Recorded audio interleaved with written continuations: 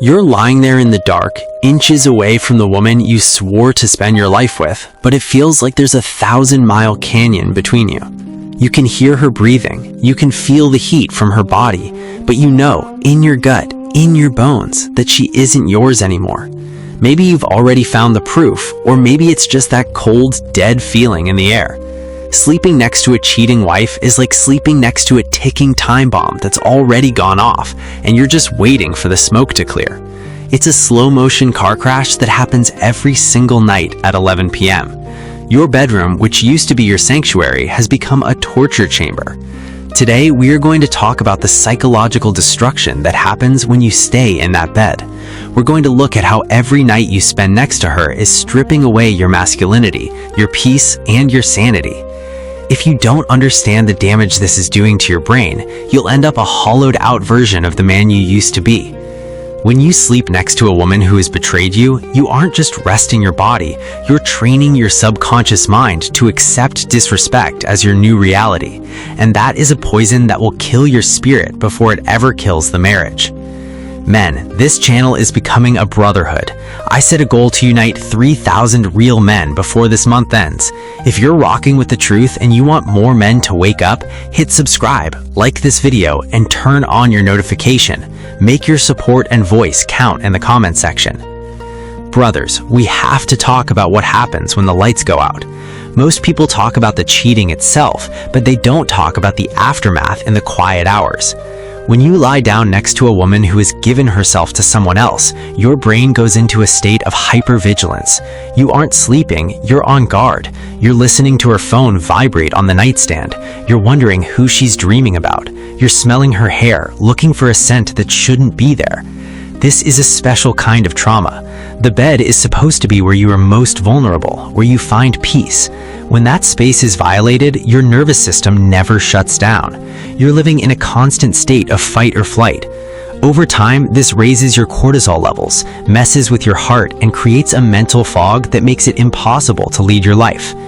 You think you're being strong by staying. You think you're fighting for the family, but you need to ask yourself, what kind of father or leader can you be when you are being emotionally shredded every night? You're teaching your brain that your comfort doesn't matter. You're telling your soul that you are okay with being second best. Let's look at a man we'll call Robert. Robert knew his wife was having an emotional affair that had turned physical, but Robert was a provider. He didn't want to break up the home for the kids, so every night he got into that king-sized bed. He would try to reach out and touch her, and she would pull away. Or worse, she would let him touch her, but he could tell she was 1,000 miles away. Robert became a shell. He started getting panic attacks at work. He couldn't look himself in the mirror because he knew he was sharing his bed with a traitor. He thought he was saving his marriage, but he was really just burying his dignity in a shallow grave. Robert was the loser in this story because he stayed in the fire expecting not to get burned. He let his good guy image trap him in a room with a woman who didn't respect him. By the time they finally divorced, Robert had lost his hair, his health, and his self-respect. He stayed in the bed, but he lost his life. When you stay in that bed, you are basically telling her, you can hurt me, you can lie to me, and I will still provide you with a warm place to sleep and my presence. You are rewarding her betrayal with your proximity. And in a woman's mind, a man who rewards betrayal is a man who has no options.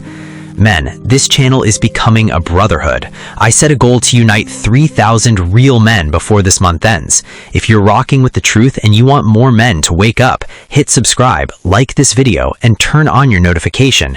Make your support and voice count in the comment section. The second part of this damage is the ghost in the room. Even if she isn't texting him right then, the memory of the other man is lying right there between you. You see his face in the shadows. You imagine them together while you're trying to close your eyes. This mental torture is what drives men to the breaking point. How do you stop the damage? You have to realize that the bed is a symbol of your territory. If that territory has been defiled, you cannot find peace there until the intruder is gone, and that includes the version of her that betrayed you. Let's look at a man we'll call Dave. Dave found out his wife was cheating. He didn't scream, he didn't beg, and he didn't spend another night in that bed. The very night he found out, he moved her stuff to the guest room, or he left and stayed at a hotel. He understood that his presence is a prize. He realized that by sleeping next to her, he was giving her the one thing she didn't deserve, his intimacy. Dave was the winner because he set a boundary immediately. He told her, "I don't share a bed with people I don't trust. You have lost the privilege of my presence." By moving out of that shared space, Dave protected his subconscious mind. He stopped the trauma loop from happening every night. He reclaimed his sleep and his sanity. Because he had the strength to walk away from that bed, his wife suddenly realized the gravity of what she had lost. Dave didn't wait for her to fix it. He fixed himself first. He woke up in a different room with a clear head, ready to make moves for his future. You have to understand, a woman's respect for a man is tied to his ability to say no and his willingness to walk away from a bad deal. If you stay in that bed, you are accepting a bad deal. You are telling her that your standards are low.